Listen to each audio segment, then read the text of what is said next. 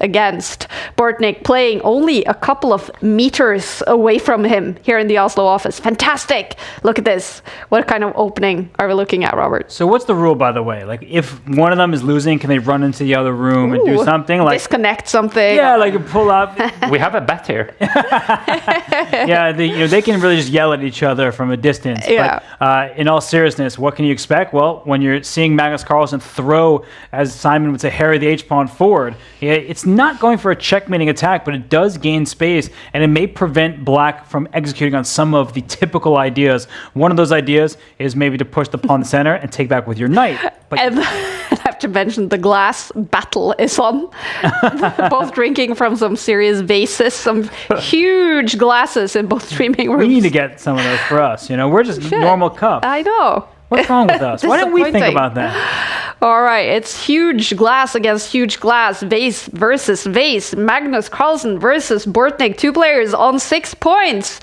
This is a big one. Will one of them go up to 7 points? Remember, Bortnik has a massive score actually against Magnus Carlsen, one of the players Magnus struggles with in online blitz chess. And I think actually Bortnik mentioned to me yesterday that he's won against Magnus the 2 previous times they met in Title Tuesday.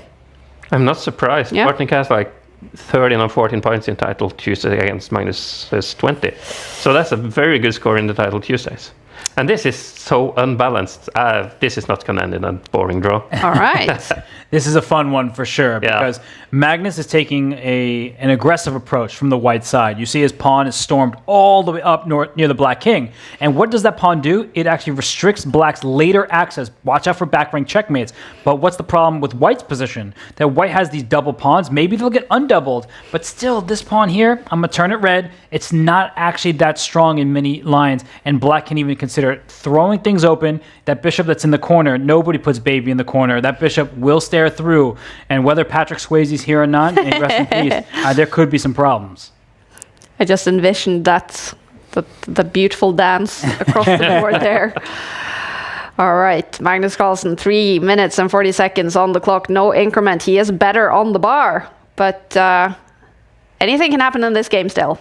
And I love the way that Magnus is playing, because this pawn tension, he says, have this pawn. It's free. You can grab it. But when you take that pawn, you give White control of important central squares. And so that's why Bortnik is finishing his development. And the thing I like most from Sasha, that's Bortnik, his perspective is that he's doing very well on the clock. Like, you can't be struggling on the board against Magnus and also be down 30 seconds. You actually need to keep the pace to put that pressure back on the world number 1.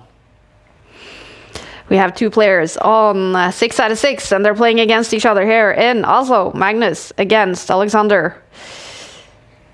But how is Magnus going to get rid of that pesky C pawn that is backwards?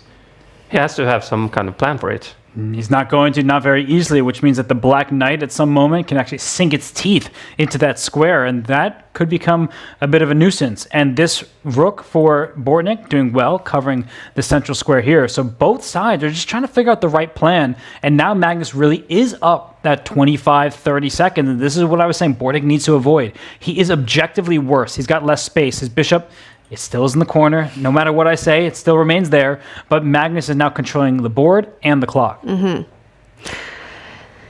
He's looking confident. Magnus Carlsen up against Bortnik. This is Title Tuesday, Game Week 2 in the autumn split. Remember, everyone fighting for points towards the Champions Chess Tour leaderboard. 6 players will make it through to the Esports World Cup next year.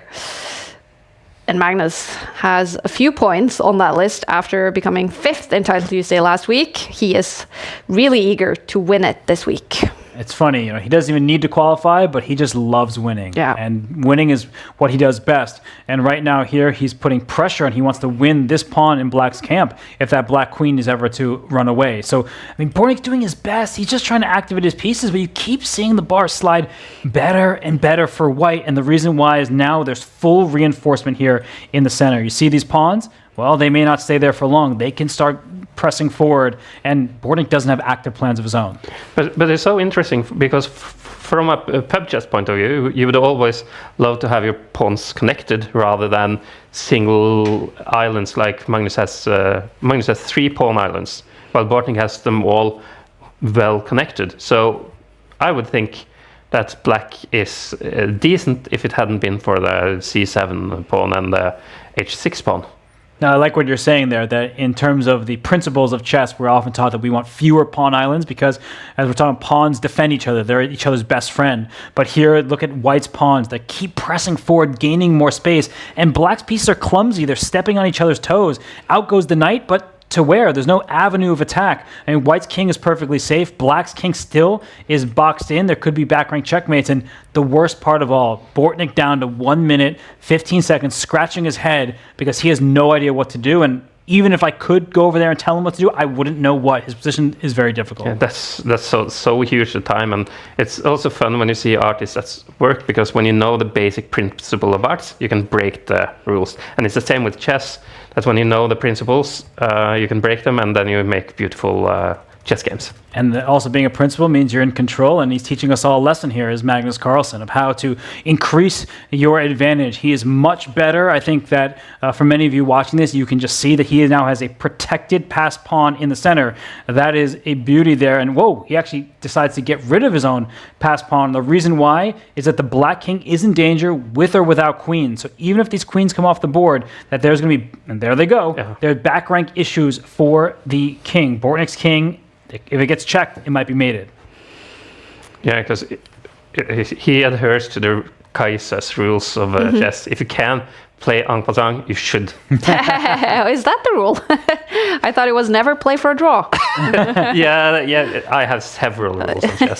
That doesn't always make sense. It's funny because en passant is either illegal or you have to do it. There's no middle ground, right? Yeah. And in this game here, I mean, Bortnik, credit to him, he's actually like fighting quite valiantly, but he is down under a minute. So if you're Magnus here, he wants to win this on the board. You can see that he, is trying to find the correct path forward. Maybe his rook will get in instead of the queen. But yeah, he is in the driver's seat. He's really not risking much. And maybe he'll make a collinear move like rook. Nope. Instead he trades the rook. But it's a collinear move to try to trade and get another passed pawn. But ooh, his advantage is gone, but his lead on the clock is still maybe insurmountable. Yeah. It's looking good for Magnus Carlsen. Let us know in the Twitch or YouTube chat who you're rooting for. Are you a Magnus Carlsen fan? Maybe a Bortnik fan? Hikaru fan? Let us know. It's so... Oh, did it just drop the... No, you have the mate, back rank mate. Oh, that's cute. I was wondering, like, what do you do with all that pressure? And Magnus just taught us, like, well, I'm going to use the weakness of the Black King against Bortnik. But Bortnik, he's curling up into a ball and attacking this pawn h2. I think Bortnik has to take it and hope that he can live to see the end of this. But his king is too weak at the moment. All right, Magnus doing some sort of gesture. The bar is back to balance.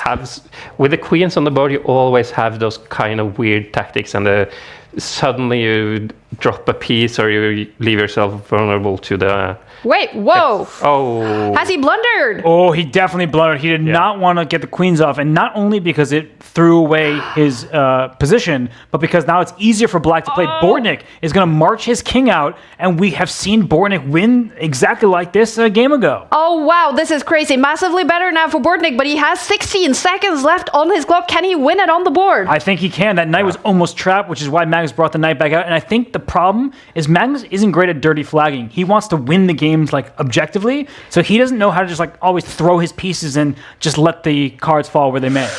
Okay, this is going to be an intense finish to this game. Can Bortnik win this with 11 seconds on the clock? 10. Magnus fighting for his life in the game. Oh, I think objectively there could be a draw by repetition, but will Magnus take it? I think he should try to flag Bortnik and not make the draw here. Yeah. And moving look at that to red 7 clock. out of 7 would be huge. And here we go. Will Bortnik... Oh, Bortnik's going for these pawns. Yeah. I think Magnus has to push it here, but Bortnik has enough time. He's so fast. He gave up his knight.